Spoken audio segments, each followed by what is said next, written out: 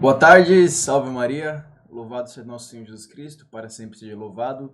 É uma alegria poder estar aqui mais uma vez nesse curso de consagração Nossa Senhora, onde já trilhamos uma boa parte do tratado e hoje nós vamos continuar com o capítulo 6. Já estamos nos aproximando da reta final. Mas antes de iniciar a nossa formação, vamos iniciar com uma oração. Bora fazer uma oraçãozinha?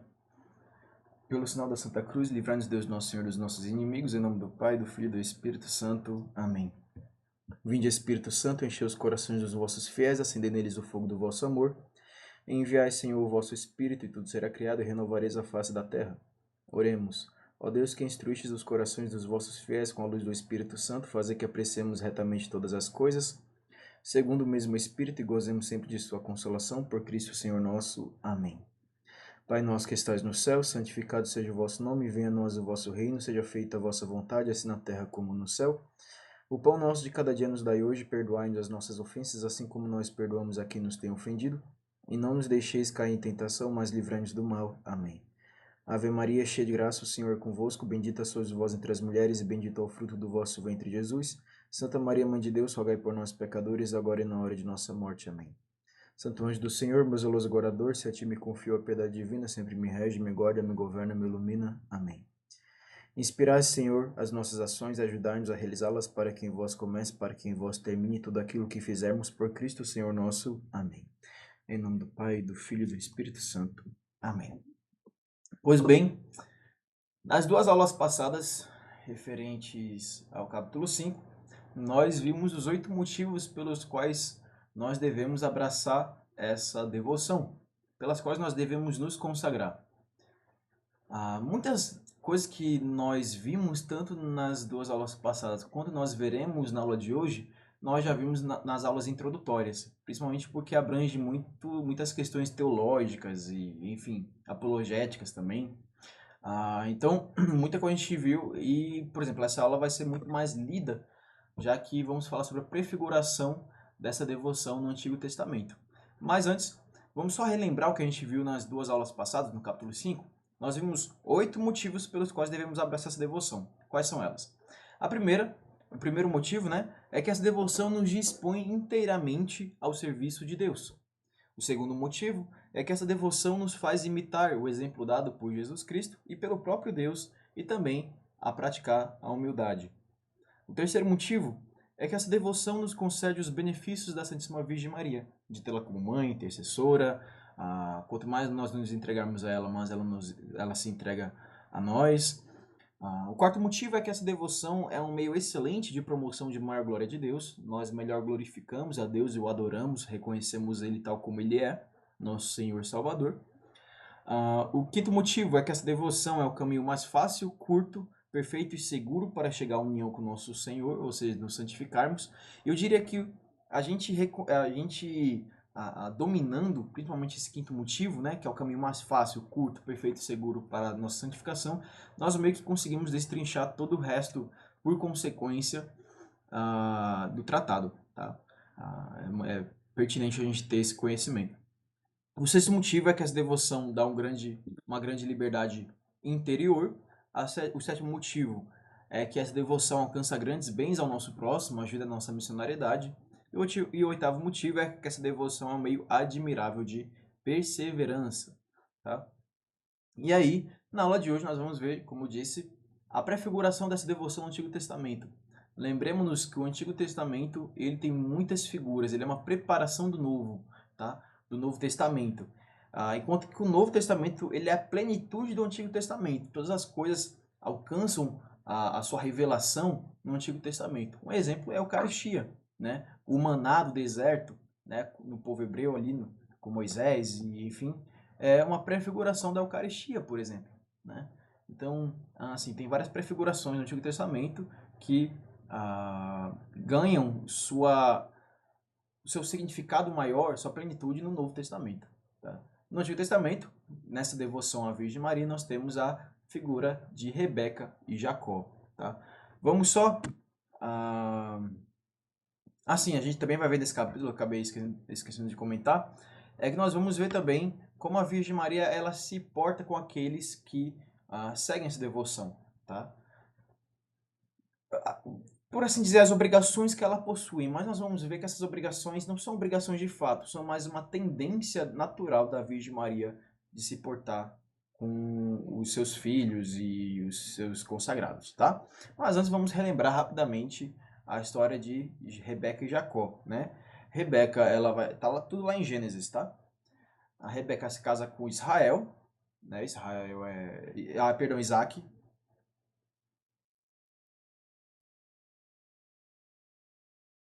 né? Isaac, filho de Abraão, né? E desse casamento nasce Jacó e Esaú. E aí, durante a gravidez, ela sente que os filhos lutando dentro de si, né? Ela sente ali os dois filhos lutando dentro de si e Deus revela para ela que as duas nações sairiam do ventre dela, né? E que o mais velho servirá ao novo, ou seja, Esaú, ele vai servir Jacó, porque ele nasce primeiro, é vermelho e peludo, e Jacó nasce logo em seguida segurando ali o calcanhar de Esaú, né? Então passa-se toda a história lá em Gênesis, né? Isaac já idoso e cego decide abençoar Esaú porque ele é o primogênito, né? Só que Esaú tinha vendido sua bênção por um prato de lentilhas, né? Mas aí Rebeca escuta toda essa conversa, esse desejo de seu marido, e trama para que não Esaú recebesse, mas sim Jacó, tá? No lugar do irmão. Então ela prepara o alimento, já que Esaú tinha saído para caçar, para Rebeca fazer ali a janta para seu esposo. E nesse meio tempo, Jacó pega ali os animais, né? Não lembro se foi cordeiro, se foi novilho, enfim. Foi um. Acho que foi cordeiro. Pegaram os cordeiros lá, mataram, fez ali uma janta como o Isaac gostava e jantou, né? Aí logo depois Jacó recebe a bênção dele. Coloca uma manta, né? Para parecer o irmão, enfim, com o cheiro dele. E aí ele recebe a bênção. Depois Esaú chega logo em seguida, fica surpreso, fica irado com o irmão, né? Israel percebe, Isaac, perdão, tô confundindo muito, percebe que ali havia um dedo de Deus, ele percebe tudo que tinha acontecido e percebe que ali era o desejo de Deus. Depois dá uma outra bênção para Esaú, mas não a mesma do primogênito, que foi dado a Jacó. E aí, enfim, acontece toda a trama aí da história. Logo depois, Rebeca fala, ó, Jacó, melhor você sair que teu irmão tá iradíssimo contigo, viu? Aí, Jacó foi enviado para a casa de seu tio, né, Labão, lá em Harã. Depois continua a história, né, de Jacó, onde ele vai ter 12 filhos, que vai dar início às 12 tribos de Israel, tá? Mas quanto a isso, ah, São Luís Grão Montfort vai introduzir essa história de forma muito mais perfeita. Ele vai dizer o seguinte, ó. Dentre as verdades que há pouco referi sobre a Santíssima Virgem e sobre os seus filhos e servos, o Espírito Santo nos sugere, na Sagrada Escritura, uma figura de grande significado por meio da história de Jacó, que foi abençoado por seu pai Isaque, graças aos cuidados e à destreza de sua mãe, Rebeca. Adiante veremos como o Espírito Santo relata essa história, logo após anexarei uma explicação, tá? Ele vai começar a história aqui dizendo: Tendo Esaú vendido a Jacó seu direito de primogenitura, Rebeca, a mãe deles, que tinha um amor terno por Jacó, assegurou-lhe a vantagem dessa compra, vários anos depois, usando de uma destreza completamente santa e plena de mistério. De fato, Isaac já estava se sentindo muito velho e, querendo abençoar seus filhos antes de morrer, chamou seu filho Esaú, a quem amava, mandando-o sair à caça de algo para comer, a fim de que então depois pudesse abençoá-lo.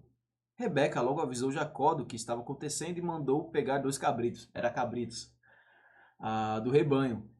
Quando esse os entregou à sua mãe, ela os cozinhou para o marido da maneira que ele gostava. Em seguida, fez Jacó vestir-se com as roupas de Esaú, que estavam em seu poder, e cobriu suas mãos e seu pescoço com a pele dos cabritos, com o objetivo de que seu pai, que já não enxergava mais nada, pudesse, ouvindo a voz de Jacó, acreditar ao menos pelo toque dos pelos de suas mãos que se tratava de Esaú, seu irmão.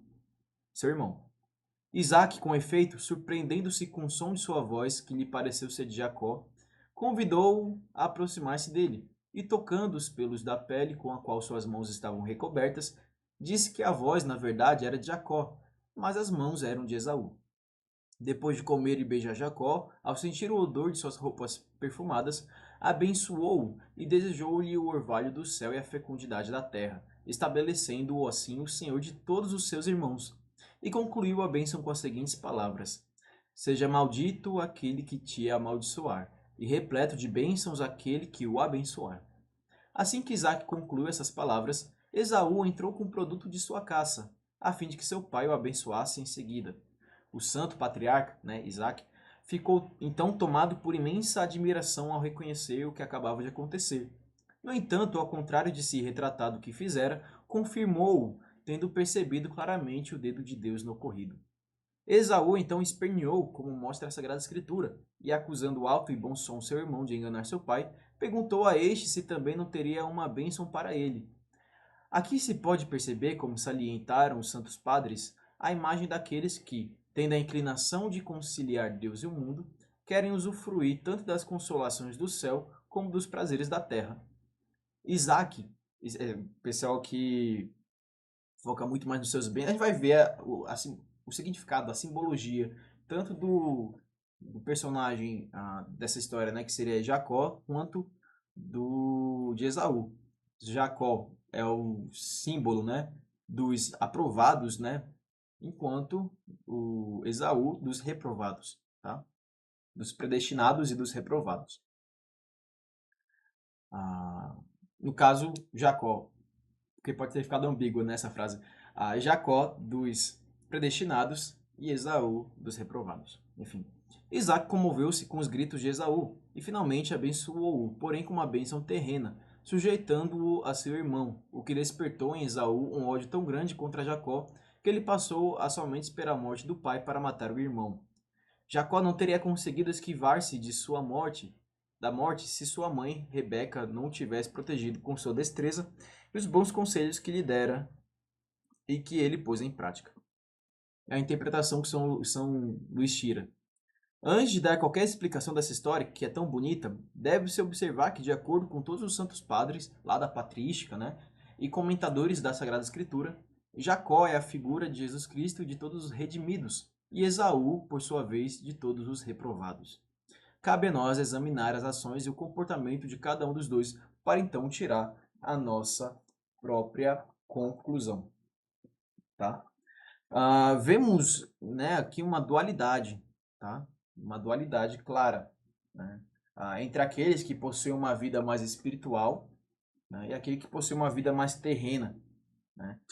Vemos o foco de desenvolvimento que cada um põe nos seus focos de vida, né? O desempenho que cada um garante, o desenvolvimento que cada um coloca naquilo que mais lhe interessa, né? Esaú nas suas coisas mais terrenas e Jacó nas suas coisas mais espirituais, né? Vamos ver cada um dos seus detalhes. Então, com isso, aqueles que são como Esaú, que preferem a vida terrena, os prazeres e estilos de vida, são os reprovados, tá?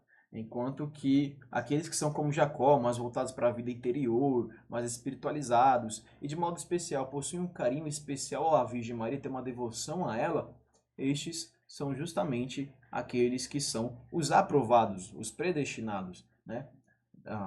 São Luís ele diz que Jacó é uma prefiguração tanto da pessoa de Jesus quanto aqui dos redimidos, né? Ó. Cadê? A figura de Jesus Cristo de todos os redimidos.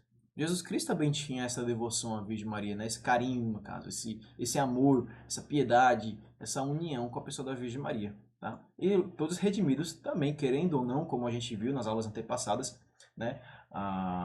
Que uma vez unidos a Jesus, a gente está unido à Virgem Maria, depois aqueles que estão unidos à Virgem Maria estão unidos a Jesus Cristo.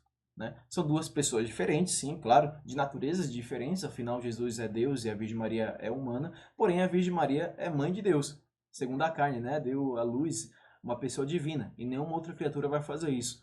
E eles estão unidos de tal maneira, tão belamente, tanto espiritualmente quanto de sangue, de fato, né? Geneticamente podemos dizer isso, né? Que é impossível expressar em palavras a magnitude dessa união, tá? Então, a imagem de Jesus Cristo e dos redimidos, nós também devemos ter esse carinho pela Virgem Maria. E aí, com isso, agora São Luís ele vai trazer as características, né? Que em resumo são os, os reprovados, né? Quem é como Esaú, eles são soberbos, possuem pouca ou quase nenhuma vida interior, não possuem devoção à Virgem Maria, preferem a concupiscência dos olhos, da carne, soberba da vida, né?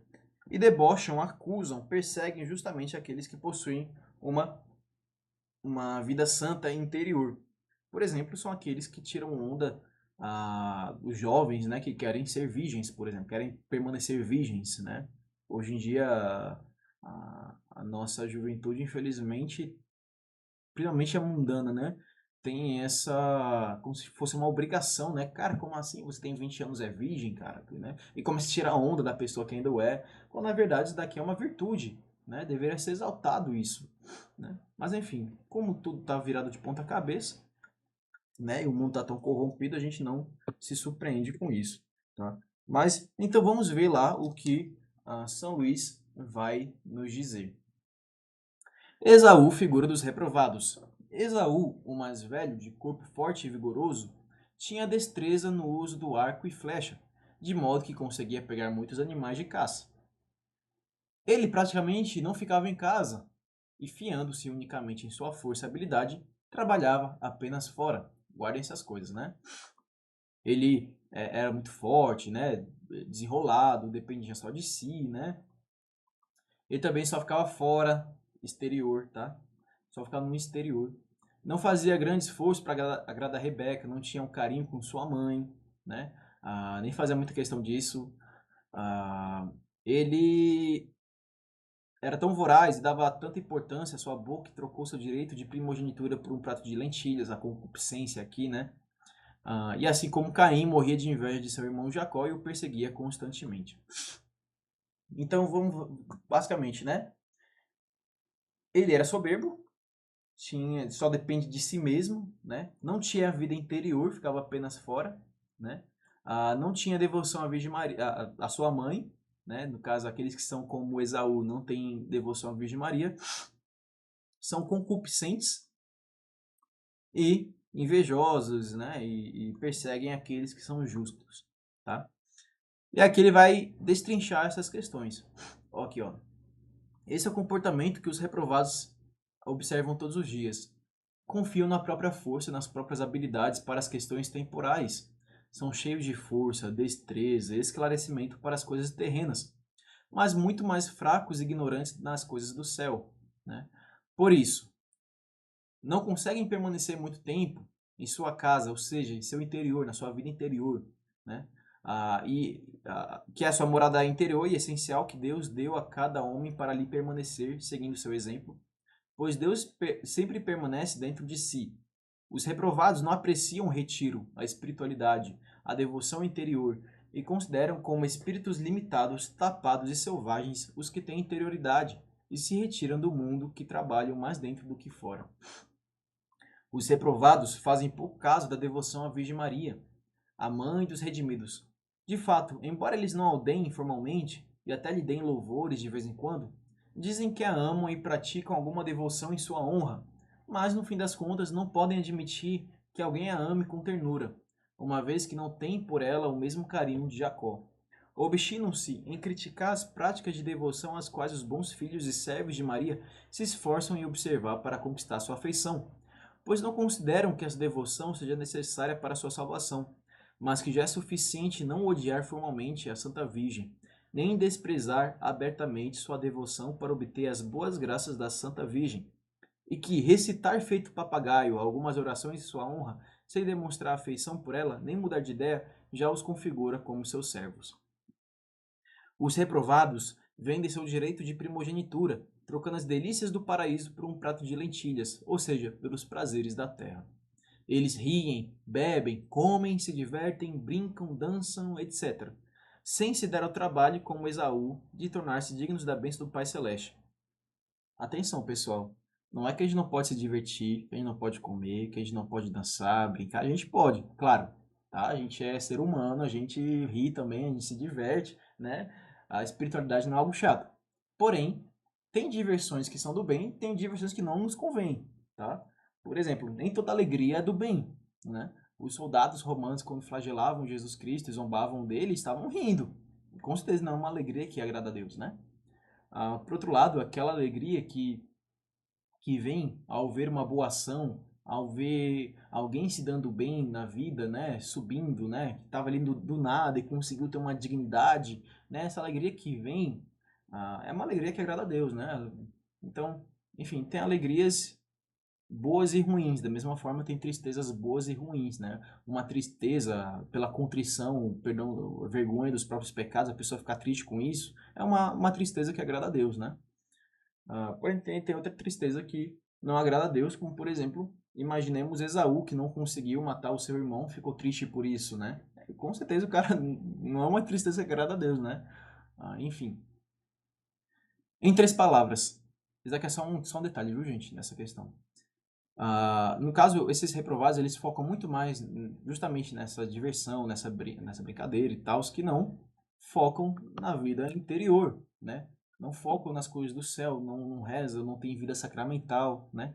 Em três palavras, não pensam senão na terra, não amam senão a terra, não falam e não agem senão em vista da terra e de seus prazeres, trocando a graça batismal, com suas vestes brancas e a herança celeste, por uma evanescente fumaça de honra, um punhado de terra dura, amarela ou branca, né? Então, pessoal, ó, guardem para vocês isso. Não vendam a virtude, não vendam o próprio caráter. Então, tentem se configurar num ambiente que não aprovam as suas virtudes. Não se vendam, né? Sejam justamente a diferença. Até porque, se você já tem uma história em igreja, né, uma vida espiritual, se sabem que você reza e tudo mais, e você começa a ter atitudes mundanas, o pessoal vai começar a tirar onda de você, tá?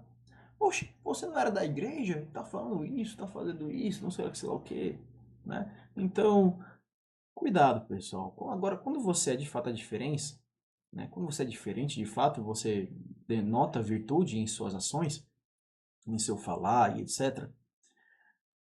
O pessoal, eles de duas uma, assim, nitidamente eles vão se sentir desconfortáveis. Isso é bom.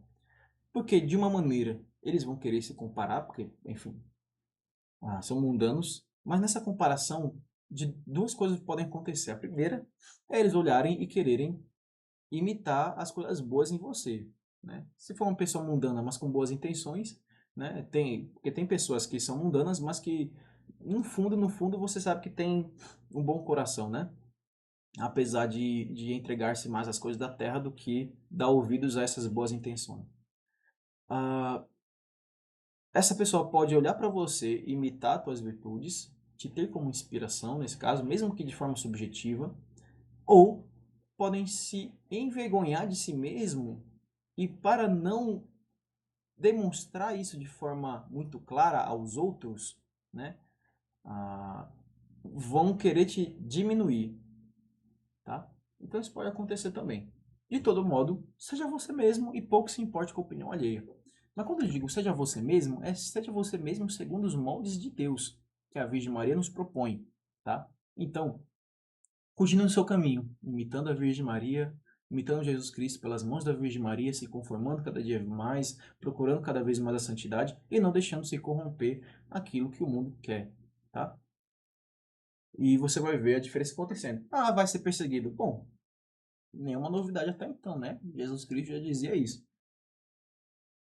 Se perseguiram a mim, perseguirão também a vós, né? Porque o servo não é maior do que o seu senhor. Então, assim, brincam, se divirtam, sejam felizes, né? Resenhem, mas conforme aquilo que não desagrada a Deus, tá? Tem festas, por exemplo, que são super de boa você participar, né? Tem diversões, né? Você encontrar com seus amigos, fazer um churrasquinho ali, ficar resenhando e tal, super de boa. Agora, você começa com bagaceira, você começa com embriaguez, uso de drogas, pô, claramente ali não é lugar para você, tá? Então, cuidado com essas questões. viu, gente?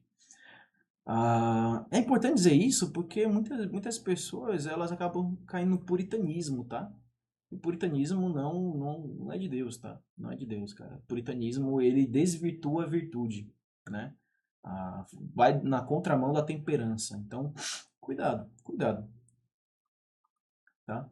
Enfim, os reprovados abominam e perseguem incessantemente os predestinados em segredo ou abertamente. Foi o que eu acabei de falar no exemplo, né? Eles os desprezam, os criticam, os confrontam, os ofendem, os roubam, os enganam, os empobrecem, os expulsam, os reduzem a pó, ao passo que eles mesmos enriquecem, deleitam-se, gozam de prestígio, acumulam fortuna, se engrandecem e vivem com tranquilidade. Tá? Essas são as figuras daqueles que ah, são os reprovados, são como Esaú. Já em relação aos predestinados, São Luís vai dizer o seguinte: eles possuem vida interior, tá? São devotos profundos da Virgem Maria, seguem o seu caminho, que vimos na aula interior, é o mais fácil, curto, perfeito e seguro para chegar a Deus, tá? Os predestinados são entregues à Virgem Maria, submissos e obedientes e amam a Virgem Maria, e como consequência disso tudo, são humildes, virtuosos, espiritualizados, santos, unidos e conformados a Jesus. E nesse destrinchar da coisa, vai ser mais leitura, tá? Vai ter acabando tendo mais leitura aqui. Olha o que ele vai dizer. Jacó, figura dos predestinados. Jacó, o mais novo, era de constituição física frágil, terno e sereno. Costumava permanecer em casa para receber as boas graças de sua mãe Rebeca, a quem amava com grande ternura. Não saía de casa por vontade própria, nem pela confiança que tinha em suas próprias capacidades, mas para obedecer à sua mãe. Tinha grande amor por sua mãe e prestava-lhe honra, por isso se mantinha em casa ao lado dela. Não tinha maior alegria do que quando havia. Evitava tudo que pudesse causar-lhe desgosto, o que aumentava em Rebeca o amor que lhe tinha. Em tudo era submisso à sua querida mãe, a quem obedecia em todos os assuntos, com presteza, sem tardar, e de forma amorosa, sem murmurar. Ao menor sinal de sua vontade, o pequeno Jacó corria e se punha a atender-lhe. Dava crédito a tudo o que ela dizia, sem refletir, como quando ela lhe pediu que trouxesse 2 cabritos a serem preparados para seu pai Isaque comer.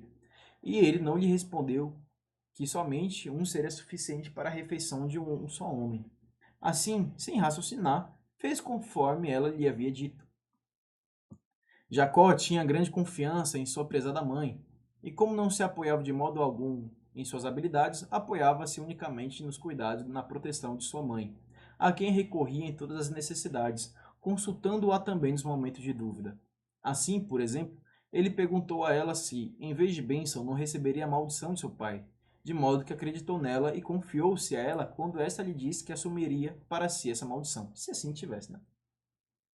Enfim, ele imitava na medida de seu alcance as virtudes evidentes de sua mãe, e aparentemente uma das razões para ele permanecer sedentário em casa era o desejo de imitar sua caríssima mãe, tão agraciada em virtudes, e de evitar as más companhias que causam a corrupção dos costumes.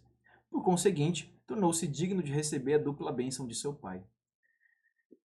E aí, esse daqui é o significado de Esaú, tá? De Esaú não, de Jacó e dos predestinados, tá? E aí, agora ele vai falar como os predestinados eles se comportam, tá? Hum, Perdão. Mas vamos lá. A conduta seguida diariamente pelos predestinados. Permanecem em casa com a mãe, ou seja, apreciam o retiro, cultivam a interioridade, dedicam-se à oração, porém a exemplo e na companhia de sua mãe, a Santa Virgem, cuja glória é toda interior e que durante a vida gostava de recolher-se para orar.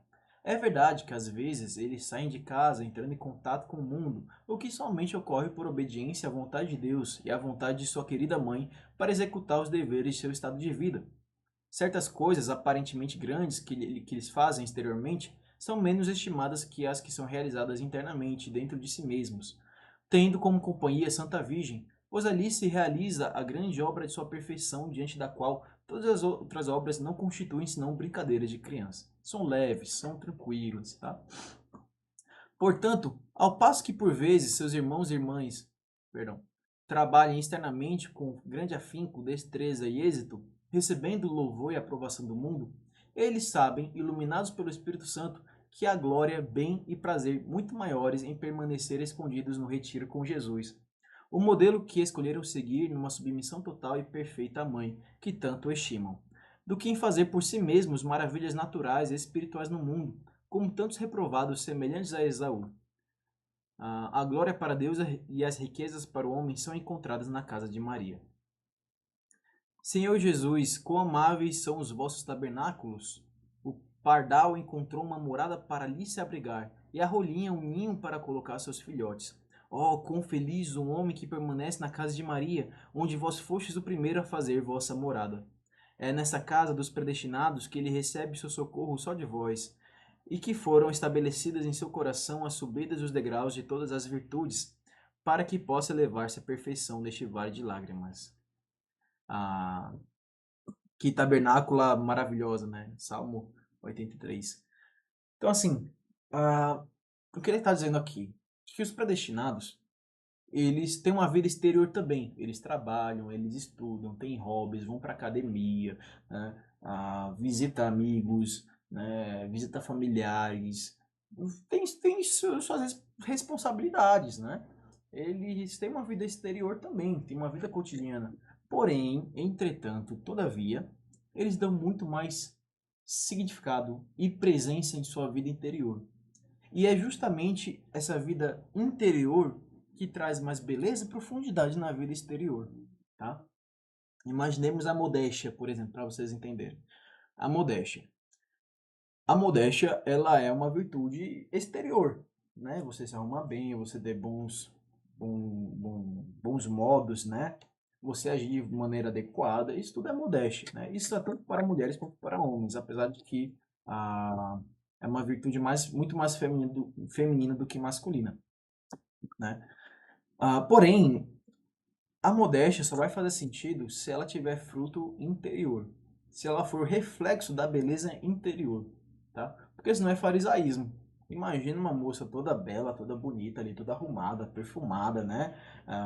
Com trejeitos modestos, porém quando abre a boca só sai absurdos, né? E quando a gente vê de fato a vida dela, ah, não é tão belo assim, entende? Tem alguns escândalos e tal. Então, ah, não faz sentido, né?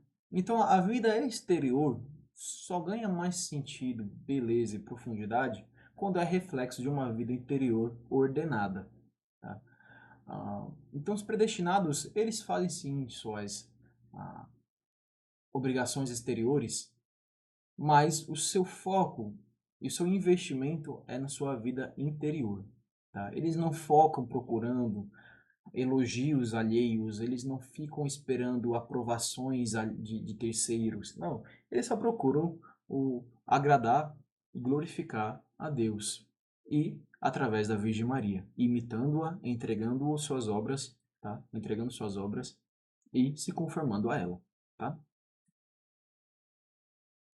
Vamos lá. Eles amam com ternura e verdadeiramente honram a Santíssima Virgem como a boa mãe e mestra que tem, e não a estimam somente da boca para fora, mas em verdade. Nem a honram apenas exteriormente, mas no fundo do coração. Assim como Jacó, eles evitam tudo que possa causar-lhe desprazer e fervorosamente praticam tudo que acreditam poder atrair sua benevolência. Eles acorrem a ela não com 2 cabritos, como Jacó levou a Rebeca, mas com seus corpos e almas, com tudo o que eles implicam, figurados pelos 2 cabritos de Jacó, a fim de ela os receber como algo que lhe pertence, para que ela os imole e os faça morrer ao pecado e a si mesmos, retirando-lhes a pele e o amor próprio, e desse modo agradando a seu Filho Jesus, que quer como amigos e discípulos somente aqueles que morreram para si mesmos. a fim dela os preparar segundo o gosto do Pai Celeste e para sua maior glória, por ela conhecida melhor do que qualquer outra criatura, a fim de que, por sua intercessão e seu zelo, estes corpos e essas almas perfeitamente purificados de toda mácula, mortos para si mesmos, despojados e bem preparados, se tornem uma iguaria saborosa, digna da boca e da bênção do Pai do céu. Tá? Então, aquilo que a gente já falou hoje, nessa consagração nós entregamos nosso corpo, nossa alma, sua razão e sua vontade, nossos bens interiores e exteriores. Nós nos entregamos inteiramente à Virgem Maria. E aqui ele mostra a prefiguração que existe disso, tá? Não farão exatamente isso as pessoas predestinadas que experimentarem e praticarem a perfeita consagração a Jesus pelas mãos de Maria, que nós lhe ensinamos, com o fim de que testemunhem um amor corajoso e efetivo por Jesus e por Maria? Os reprovados afirmam constantemente amar Jesus, amar e honrar Maria, mas não se trata de uma afirmação sincera, do fundo do coração, pois não são capazes de ir até o sacrifício de seus corpos, com seus sentidos e suas almas, com suas paixões, como ocorre com os predestinados. Então não é só exterior. O exterior é um reflexo da vida interior.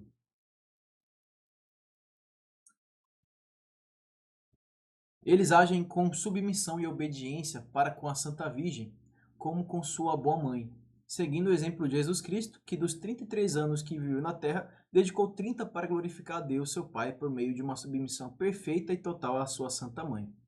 Eles lhes são obedientes, seguindo exatamente seus conselhos, como o pequeno Jacó seguia os conselhos de Rebeca, que disse a ele: Meu filho, segue meus conselhos. Ou como os convidados do casamento em Caná, aos quais a Santa Virgem disse: Fazei tudo o que meu filho disser. Pelo fato de ter obedecido a sua mãe, Jacó foi milagrosamente agraciado com a bênção, não obstante fosse natural que não a recebesse, já que ele não foi o primogênito, né? Os convidados do casamento em Caná, tendo seguido o conselho da Santa Virgem, tiveram a honra de testemunhar o primeiro milagre de Jesus, que naquela ocasião transformou água em vinho, em virtude do pedido de sua Santa Mãe. De igual maneira, todos aqueles que até o fim do mundo receberem a bênção do Pai dos céus e tiverem a honra das maravilhas de Deus, receberão essas graças em consequência de sua perfeição e devoção a Maria. Os que se espelham em Esaú, ao contrário, perdem a bênção por não submeter-se à Santa Virgem. Tá? Ah, em quarto, os predestinados possuem grande confiança na bondade e poder de sua boa mãe, a Santíssima Virgem. Invocam sem cessar seu socorro. Olham para ela como sua estrela polar, a que orienta, né? A fim de chegarem ao porto certo. Confidenciam-lhe suas dores e necessidades com grande abertura de coração. Agarram-se a seus seios de misericórdia e doçura, a fim de que, por sua intercessão, recebam o perdão de seus pecados e saboreiem suas doçuras maternais nos momentos de tribulação e amargura. Eles, inclusive, se precipitam, se escondem e se perdem de maneira admirável em seu seio amoroso e virginal, para aí ser abrasados com puro amor, purificados das mínimas sujeiras e encontrar plenamente Jesus, que aí habita como em seu trono glorioso. Oh, quanta felicidade! Não pense, declarou o abade Gueric, né, que seja mais agradável habitar no seio de Abraão do que no seio de Maria, pois nesse último o Senhor assentou-se em seu trono. Os reprovados, ao contrário, têm absoluta confiança em si mesmos, não se alimentando senão do que se dá aos porcos como filho pródigo, ingerindo terra como sapos, e gostando somente das coisas visíveis e mundanas como os mundanos. Assim, de modo algum, degustam as doçuras do seio e das mamas de Maria, nem experimentam o apoio e a confiança que os predestinados encontram em sua boa mãe, a Santa Virgem. Aqueles apreciam miseravelmente sua fome das coisas externas, como afirma São Gregório, pois não desejam saborear a doçura que já está pronta dentro de si mesmos e no interior de Jesus e de Maria. Então vejam, quando a gente se entrega à Virgem Maria, nós verdadeiramente, além de vivermos a verdadeira liberdade, uma vez que teremos mais facilidade em nos confessar, em crescer em virtude, viveremos a plenitude da natureza humana e sua dignidade, ah, nós não nos deixamos nos enganar por essa falsa por esse falso tesouro que o mundo nos entrega. Tenham muito dinheiro, no caso dos homens, né? Tenham muitas mulheres, né? Tenham muitos carros, né? Viajem para todos os lugares do mundo, se divirta, curta, porque a vida é pequena, logo passa. É importante aproveitar o mundo. Isso é uma falsa esperança, um falso tesouro e que não vale a pena, tá? Aquilo que os olhos jamais viram, que os ouvidos jamais escutaram, o coração humano jamais imaginou, ou seja, realidades extremamente mais elevadas e perfeitas e saborosas, magníficas, né, do que nós conseguimos ver aqui na Terra, é o que está preparado para aqueles que foram aprovados, predestinados. E é justamente, né, essa esperança que os predestinados possuem. E é por isso que eles possuem uma vida interior, né? Claro que não é somente por esses interesses, tá? Ah, isso daqui é consequência de um amor que é uma tendência natural do homem, tá? Quanto mais o homem se santifica, menos interessado nesses bens ele tem. O único interesse que ele possui é justamente estar unido a Jesus, através da Virgem Maria, no caso dos consagrados, tá? Então, ah, é isso que São Luís quer trazer aqui, beleza? É um mecanismo que existe. Claro que quando nós estivermos no céu, nós estaremos em plena alegria, tá? E olha, existe aqui no mundo, sim, coisas muito belas, maravilhosas, magnânimas, né? A gente vai, por exemplo, lá é Países Baixos que fala? Suécia, Suíça, Noruega, né? Aqui a gente vê aquelas montanhas, aqueles rios, né? Lindos, maravilhosos, clima magnífico, né? Animais preciosos, belíssimos, né? E a gente já fica extremamente encantado, né? Imagina o que será no céu. Né? A gente vê fotos do universo, por exemplo, e já ficamos entusiasmados, encantados, né? Com tamanha grandeza.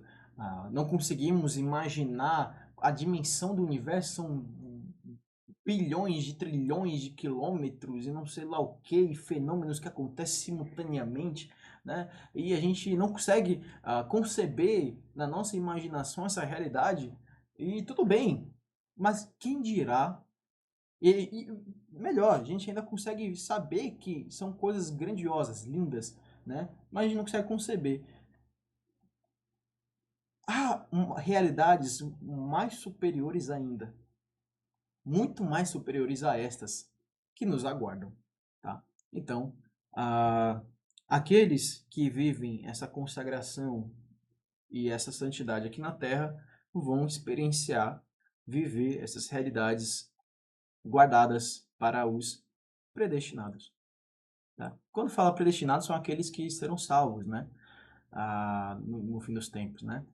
Não aqueles que já nasceram salvos e, dependendo do que façam, no fim dos tempos vão ser salvos. Não. Mas aqueles que ao longo de sua vida conseguiram alcançar a santidade. Tá? São predestinados segundo a eternidade, a visão de Deus. Tá? Que Deus já sabe desde toda a eternidade quem será salvo e quem não vai ser. Tá? Não que ele escolheu a dedo, mas que ele já sabe todas as ações humanas. Todos nós temos o livre-arbítrio para escolher todos os dias a gente se converter e se santificar. E Deus respeita esse nosso livre-arbítrio. Mas ele sendo eterno, né, não sendo submisso ao tempo, ele já tem a ciência. E ele não interfere nessas escolhas, entende?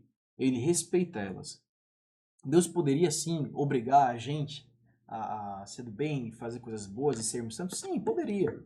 Mas nós não teríamos livre-arbítrio. E sem o livre-arbítrio a gente não ama com liberdade, porque o amor verdadeiro, ele demanda liberdade. Você não pode forçar ninguém a falar assim, me ame. Isso daí não é amor, né? É tirania. E Deus não é tirano, Deus respeita e quer que nós o amemos livremente, por nossa própria decisão, em nossa razão e a nossa vontade, tá? Então, quando fala predestinado, é muito mais na perspectiva de Deus, tá? Predestinação mais nesse sentido, beleza? Que Deus já desde toda a eternidade já sabe quem vai ser, que vai se salvar, porque escolheu renunciar aos tesouros do mundo e focou-se na sua união com Deus, tá? Enfim, a gente para onde? Tá, quinto. Enfim, os predestinados seguem os caminhos da Santa Virgem, sua boa mãe, ou seja, imitando-a, e nisso consiste propriamente sua felicidade e devoção. como também o fato de que são portadores da marca indelével de sua predestinação, conforme lhes diz essa mãe bondosa.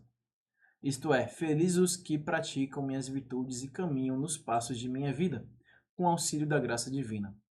Estes são felizes nesse mundo, por toda a sua vida, em virtude da abundância de graças e doçuras que lhe transmito de minha plenitude, e em maior abundância do que aqueles que não me imitem de modo tão efetivo.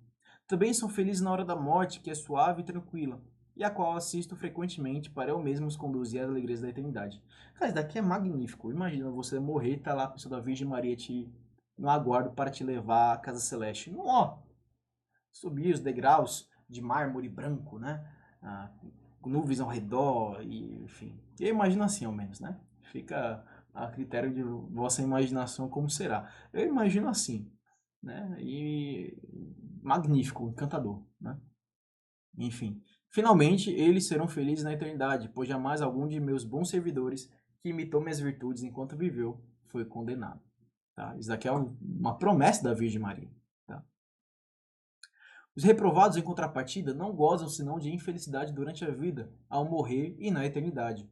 Na medida em que não imitam as virtudes da Santíssima Virgem, porém contentam-se por vezes em participar de algumas de suas irmandades, em fazer algumas orações em sua honra, ou qualquer outra devoção superficial.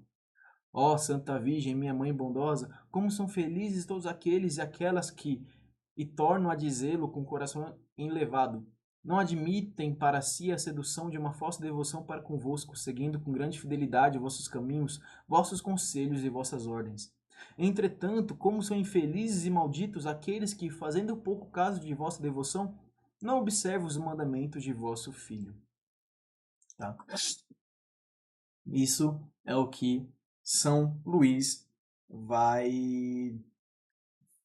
finalizar trazendo essas características de quem é como Esaú e quem é como Jacó, quem é reprovado e quem é um predestinado, tá? E aqui vem a coisa bonita, porque se somos como Jacó, e como foi dito os santos padres, né, tinham esse consenso, né, de que Jacó é uma prefiguração de Jesus, a Virgem Maria tem, por assim dizer, obrigações de amor, tanto para com Jesus quanto para com os seus filhos, né? Mas isso, assim como Jacó, a Rebeca foi com Jacó, tá? Mas obrigações, ah, essa obrigação não é o contrário à natureza da Virgem Maria, tá? Porque uma vez ela sendo plenamente agraciada, o amor ágape é uma tendência natural de sua pessoa, tá? É um movimento natural, a caridade é um movimento natural do agir da Virgem Maria. E é por isso que essa obrigação, colocar bem entre aspas, não é uma realidade pesada, né? Não é uma obrigação de fato da Virgem Maria. Mas sim que a Virgem Maria não mudando o seu modo de operar, e ela ainda hoje sendo plenamente agraciada, a caridade continua sendo o seu movimento natural. E é por isso que ela tem obrigações de amor com Jesus e com aqueles que são predestinados, aqueles que a seguem e servem e, enfim, estão unidas a ela, tá? É só uma aplicação do movimento natural de seu ser, beleza? É isso que a gente tem que trazer aqui. E o que ela faz, tá? Nesse caso, em resumo, ela nos ama de modo inigualável, nos sustenta, orienta, capacita, defende e intercede por nós, tá? São Luís vai dizer aqui, né? Perdão. São Luís vai dizer aqui, artigo 2º, deveres de caridade que a Santa Virgem tem para com seus fiéis servidores. Apresentaremos agora os deveres de caridade que a Santa Virgem, como a melhor dentre todas as mães, tem para com estes servidores fiéis, que se entregaram a ela conforme referi acima, e consoante o modelo de Jacó.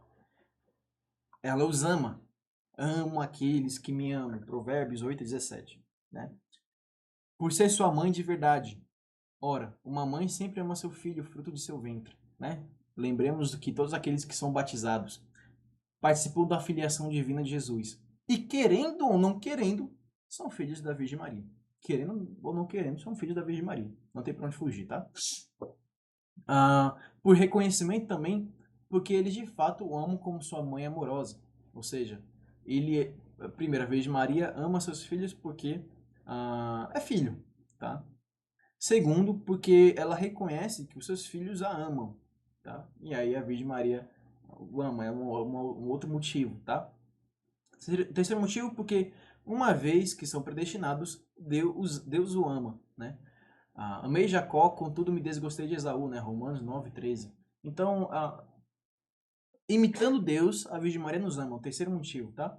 E o quarto é pelo fato de terem se consagrado a ela, tornando-se sua porção e sua taça. Afinal, somos todo dela. E a Virgem Maria nos ama por essa entrega, tá? Ela honra essa aliança, tá? Esse trato, por assim dizer. Tá. Ela os ama com ternura e de modo mais terno do que todas as mães juntas. Se você for capaz, concentre todo o amor natural que as mães de todo mundo têm por seus filhos, no único coração de uma mãe por um filho único. Obviamente, essa mãe amará muito essa criança.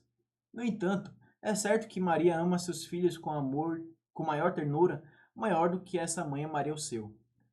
Essa mãe que ele fez a gente imaginar, né? Ela não os ama apenas com afeto, mas com eficácia, né? O amor que ela tem por eles é ativo e efetivo, semelhante e maior do que o amor de Rebeca por Jacó. Ou seja, nós somos muito mais beneficiados pelo amor da Virgem Maria do que Jacó foi pelo amor de Rebeca, tá? A seguir, veremos o que essa mãe bondosa, da qual Rebeca não era senão uma figura, faz para obter para seus filhos a bênção do Pai dos céus. E aí, é leitura, viu, gente? Não tem muito para onde fugir, tá? Mas vamos lá.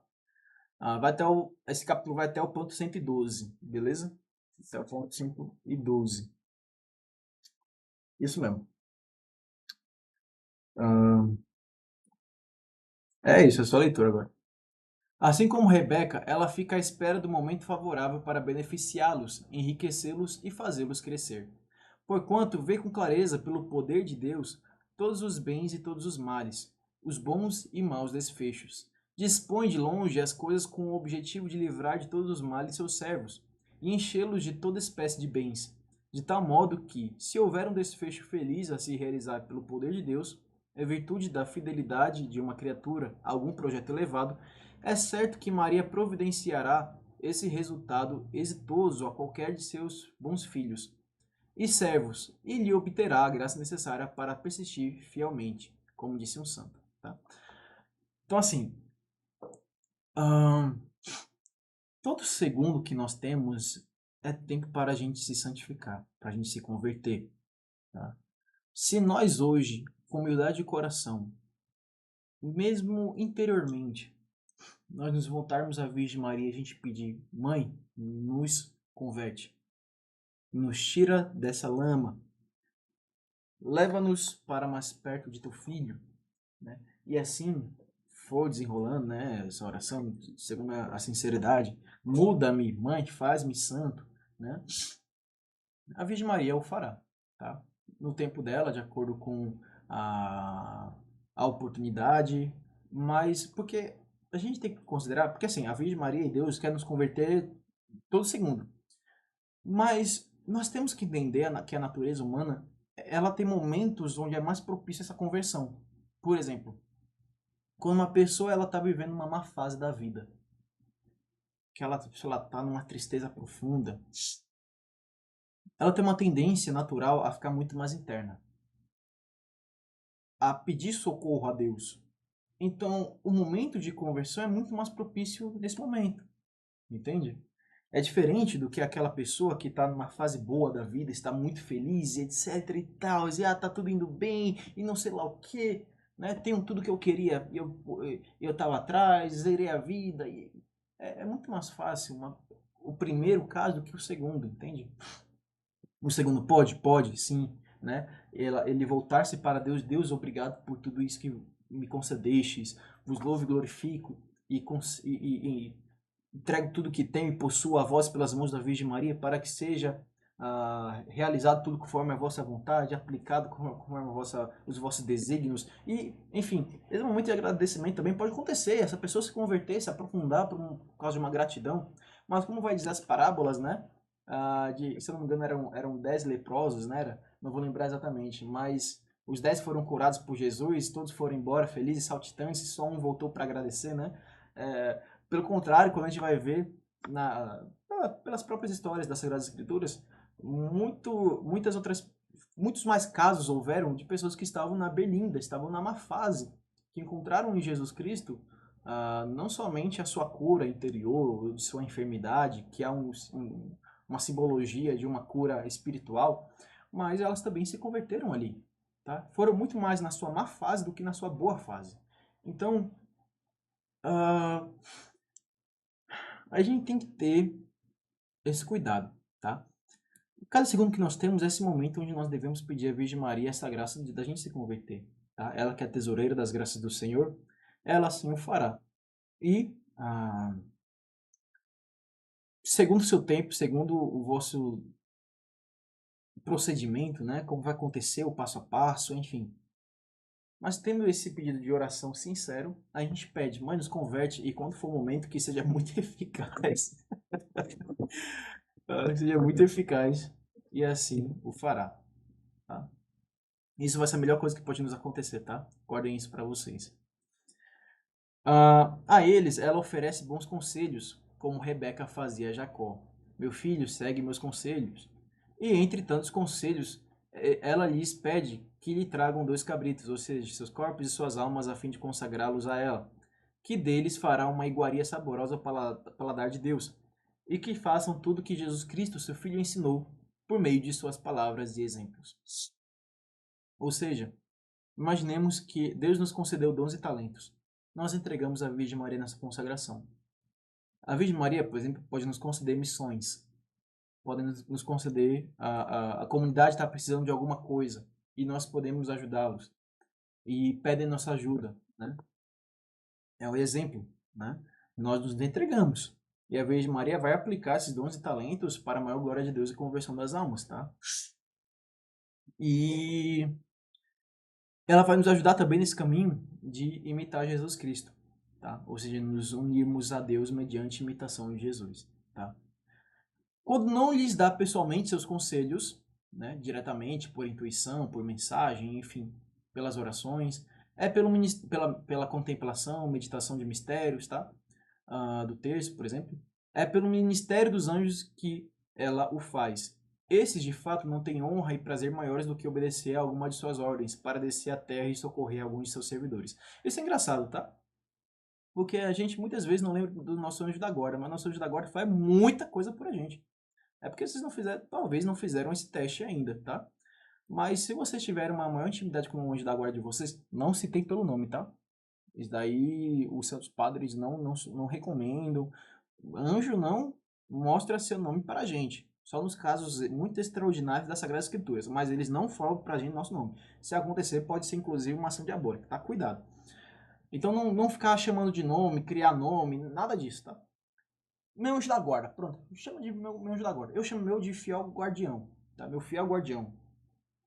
E de fato, é um fiel e é guardião, tá?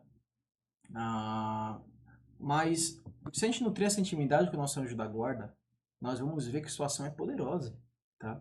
Nós podemos enviá-los em missão também. São Padre Pio, ele fala isso, tá? Por exemplo, eu vou fazer uma apresentação ali na faculdade, né? Que é importante para o meu currículo, né? E eu estou um pouco ansioso, estou um pouco nervoso e tal, é importante. Falo, meu anjo da guarda, vai adiantando o, o ambiente, conversa com o anjo da guarda dos avaliadores, né? Para eles ficarem mais susceptíveis a avaliarem de melhor forma a minha apresentação e tal. A gente pode fazer, tá? Da mesma forma, meu anjo da guarda, o que eu devo fazer em tal situação, estou realmente tenso, não sei como agir, etc. E o anjo da guarda vai lá e vai te guiar, normalmente vai ser por um pensamento, alguma intuição, né? Comigo, ao menos, é assim. Não sei se é com todo mundo. Comigo é assim, né? Principalmente, isso é muito engraçado, porque eu já vi muitos relatos, inclusive comigo acontece bastante, né? De eu perder alguma coisa, né? Um terço, ou enfim, enfim, alguma coisa assim, né? Eu me ajudo agora, me dê um help, que eu não sei onde tá. Me ajude. né? E normalmente vem a imagem de um lugar, de um ambiente, né? E aí eu vou procurar nesse ambiente e encontro, por exemplo, né? É uma coisinha besta. É, uma coisinha besta, mas assim, nos ajuda, né? E não só eu já tive essa experiência, diversas vezes, inclusive, mas muitas pessoas já tiveram, tá? Então, assim, quando a Virgem Maria não nos fala diretamente, ela pode fazê-lo para o nosso anjo da guarda, tá? Então, nutram essa intimidade com o anjo da guarda de vocês, que está todo momento no teu cangote ali, tá? Lembre-se a todo instante que o anjo da guarda está contigo, tá?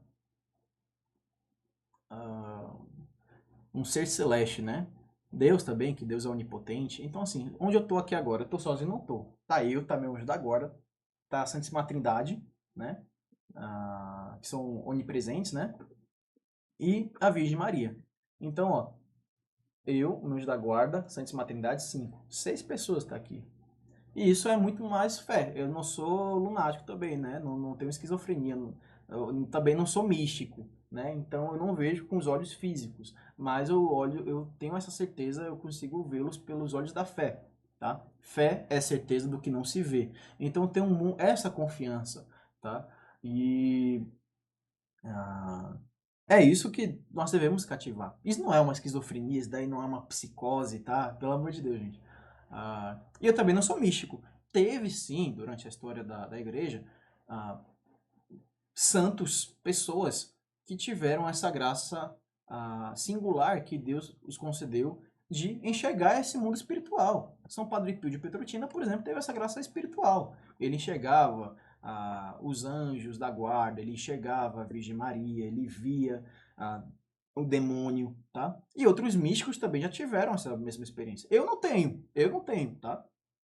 Mas eu confio nessa, não somente nas experiências, nessa autoridade espiritual que o Padre Pio de Petrotina tinha, por exemplo, mas também tenho essa fé, essa certeza do que não vejo, tá? Então,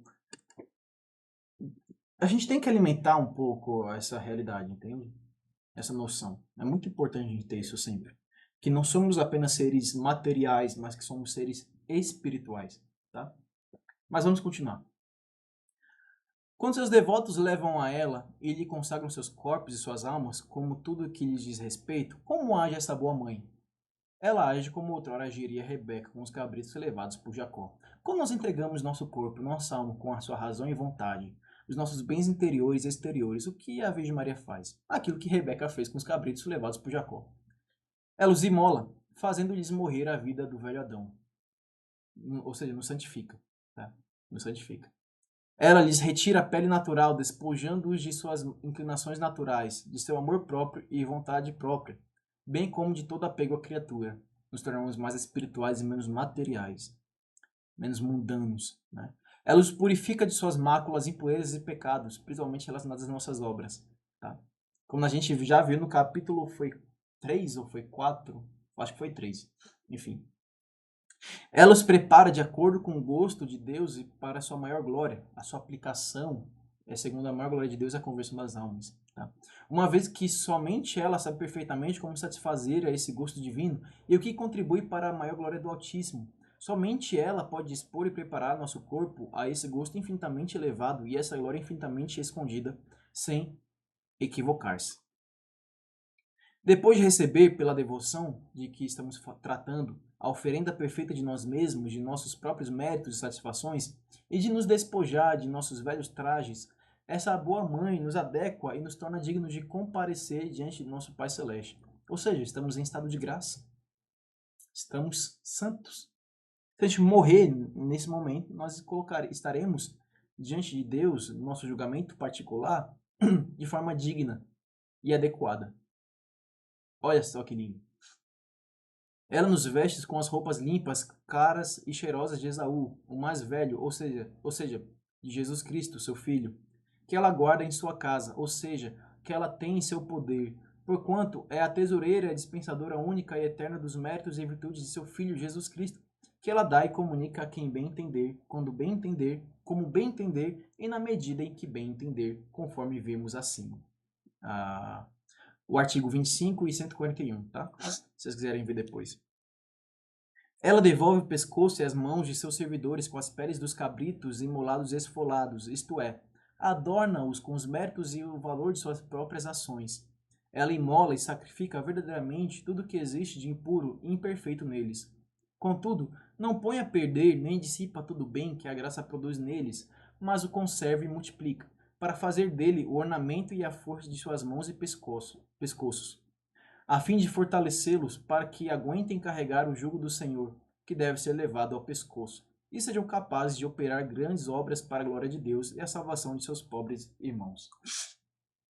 Ela dá um novo perfume e uma nova graça a essas vestes e ornamentos, comunicando-lhes suas próprias vestes, méritos e virtudes, que ela lhes confiou ao morrer, em testamento, conforme nos transmitiu uma santa religiosa do século XVII, falecida com fama de santidade, a quem essa verdade foi revelada em forma de visão. Sendo assim, todos os seus empregados, seus fiéis servidores e escravos, são duplamente recobertos com seus próprios trajes e os de seu filho. Desse modo, eles não precisam temer o frio de Jesus Cristo, branco como a neve, que os reprovados, nus e despojados dos méritos de Jesus Cristo e da Santa Virgem Maria, não serão capazes de aguentar. Aqui é uma analogia, tá? Ou seja, quando no juízo final, quando a gente estiver presente de Deus, nós estaremos adornados, por assim dizer, com os méritos de Jesus Cristo e da Virgem Maria, porque estaremos unidos a eles, né? Diferentemente daqueles que são reprovados, que vão se colocar diante de Deus sem ter essa união, sem essas mostras de união, entende?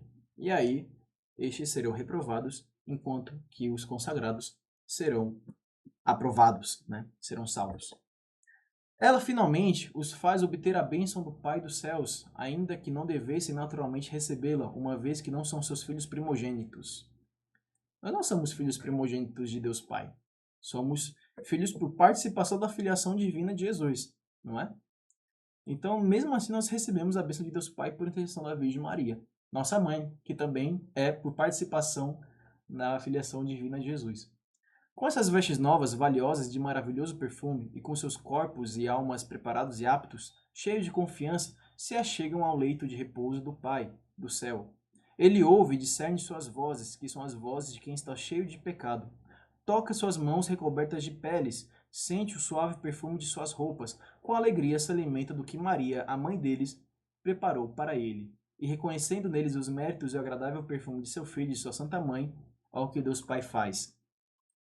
Ele lhes dá a sua bênção dupla, a bênção do orvalho do céu, ou seja, da graça divina que constitui a semente da glória, abençoou-nos com toda sorte de bênção espiritual em Jesus Cristo, e a bênção da matéria fértil, da terra, né? Ou seja, o pão de cada dia e a suficiente abundância dos bens materiais que esse Pai bondoso lhes dá.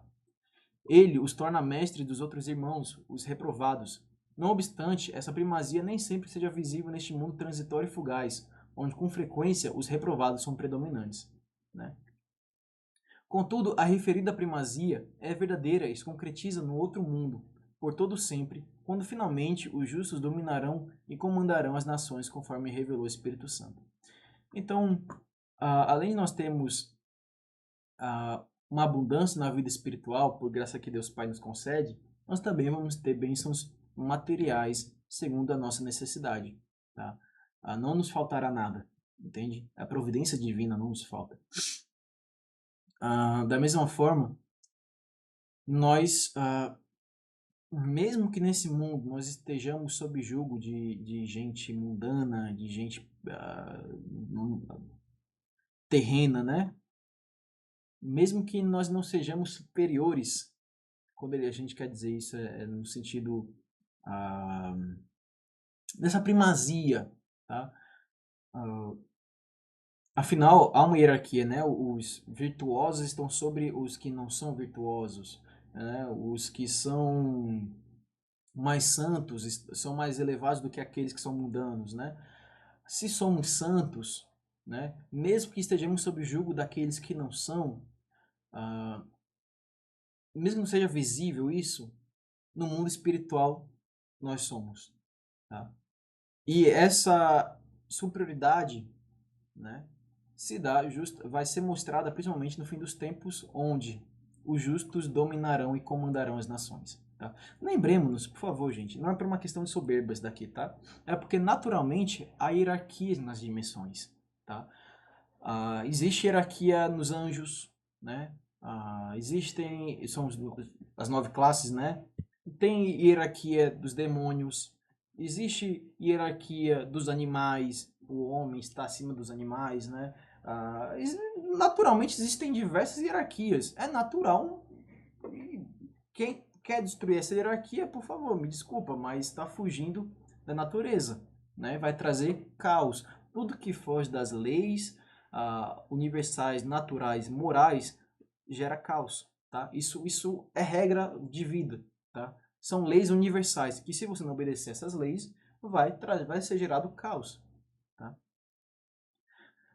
Se você quebra hierarquias, você traz caos, seja em ambiente social, seja em ambiente espiritual, seja em qualquer ambiente, tá? Se você tira a hierarquia numa família, o filho vai, imagina, criança, adolescente sendo superior aos pais, né?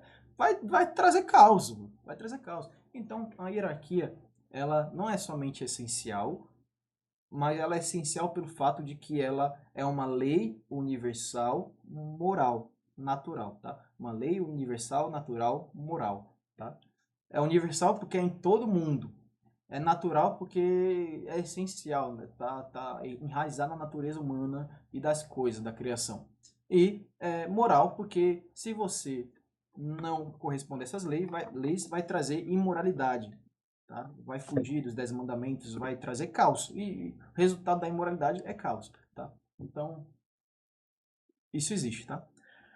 Quem quiser destruir essas leis universais, a própria vida vai ser um caos, tá? Agora, acho que a maior treta é descobrir quais são essas leis, né? O soberano rei, não se contentando apenas em abençoar suas pessoas e seus bens, também abençoa aqueles que os abençoarem, e amaldiçoa todos aqueles que os amaldiçoarem e perseguirem, tá? Então, aqueles que estão próximos da gente, que querem nosso bem e nos ajudam, também serão abençoados. Os nossos amigos serão abençoados. Aqueles que nos amaldiçoam e nos perseguem, né, serão amaldiçoados. Tá? Pontos. Tá. A Virgem Maria também nos abastece de tudo. Primeiro, ela nos ama, tá? Vamos recordar aqui, ó. Cadê? Ela nos ama com ternura. E agora, ela nos abastece de tudo.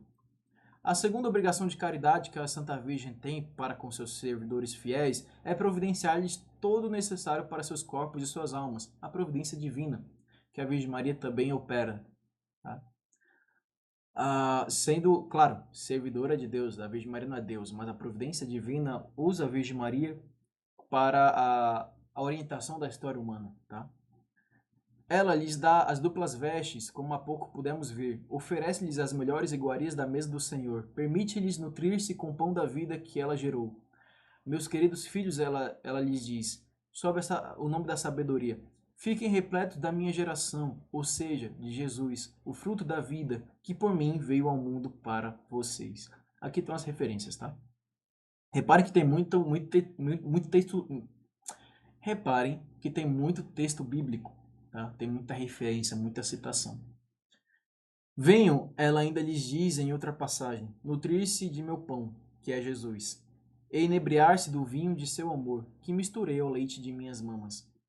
Sendo a tesoureira e a encarregada de distribuir os dons e as graças do Altíssimo, ela separa a melhor parte para a nutrição e o sustento de seus filhos e servidores, que são robustecidos com o pão vivo e inebriados com o vinho que faz germinar as virgens, como também conduzidos até o peito. Assim, torna-se para eles tão fácil carregar o jugo de Jesus Cristo que não percebem o peso em virtude do óleo da devoção que ela usa para fazê-lo apodrecer. Tá? Então, além de não nos faltar nada, a Virgem Maria nos ajuda na vida cotidiana, nos pesados trabalhos, né? A Virgem Maria está ali nos auxiliando. O pessoal do campo, principalmente, né? Consegue enxergar isso. Consegue enxergar isso. O pessoal simples, né? Principalmente antigamente tinha muita devoção mariana. A gente consegue ver o pessoal trabalhando em jejum 12 horas no meio do campo, embaixo do sol quente, sustentados, né? É um exemplo. tá? É um exemplo. Ela os conduz e dirige, né? O terceiro benefício que a Santa Virgem concede a seus fiéis servidores é conduzindo-os e dirigindo-os segundo a vontade de seu filho. Rebeca conduzia seu pequeno Jacó e às vezes lhe oferecia bons conselhos, quer a fim de obter para ele a bênção de seu pai, quer para impedir que seu irmão Esaú o odiasse e perseguisse. Maria, que é a estrela do mar, conduz todos os seus fiéis servidores ao porto seguro. Ela lhes indica as estradas da vida eterna, os faz evitar os atalhos perigosos, os conduz pela mão nas rotas da justiça, dá-lhes bronca como mãe caridosa quando fazem algo errado, e algumas vezes, inclusive, lhes aplica um castigo de mãe amorosa. Isso porque mãe cuida do filho, né? E se for necessário, puxa as orelhas mesmo. Um filho obediente a Maria, sua mãe, nutriz e diretora preclara, pode perder-se nos caminhos da eternidade? Se a segues, não te desvias, afirma São Bernardo. Não receie que um verdadeiro filho de Maria seja enganado pelo maligno e se torne presa de alguma heresia formal, pois de fato, onde Maria atua como guia, nem o espírito do mal com suas ilusões, nem os hereges com suas argumentações se aproximam. Prendendo-te a ela, não te enganas. Então, tanto na vida terrena quanto espiritual, a Virgem Maria nos orienta, tá? Nos guia e não nos deixa cair no erro. Falta só mais 3 pontos, viu, gente? Aqui, ó. Só mais daqui. Ela os defende e protege. O quarto serviço prestado pela Santa Virgem a seus filhos e fiéis servidores são a defesa e a proteção contra os inimigos. Agindo com cuidado e destreza, Rebeca livrou Jacó de todos os perigos aos quais se viu exposto, especialmente do risco de morte ao qual seu irmão Esaú o expôs, em razão do ódio e da inveja que nutria por ele, como no passado Caim fizera com Abel. Lembremos que Caim teve inveja de seu irmão e o matou, né? Foi o primeiro homicídio na história. Maria, a mãe bondosa dos predestinados, os mantém seguros à sombra de suas asas de proteção, como a galinha faz com seus pintinhos.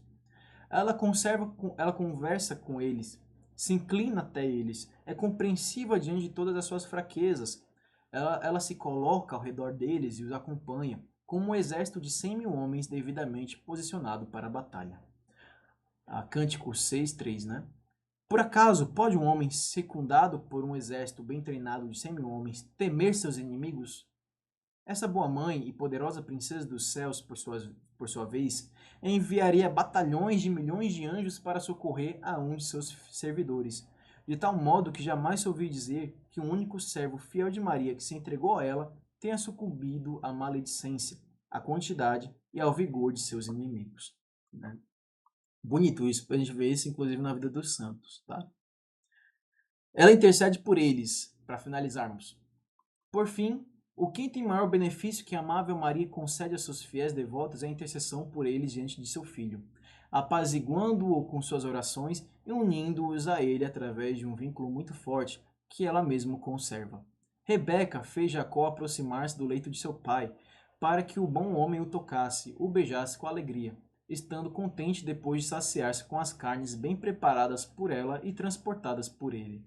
E Jacó, rejubilando-se ao sentir os perfumes suaves de suas roupas, exclamou: Eis o odor de meu filho, que é como o odor de um campo pleno que o Senhor abençoou.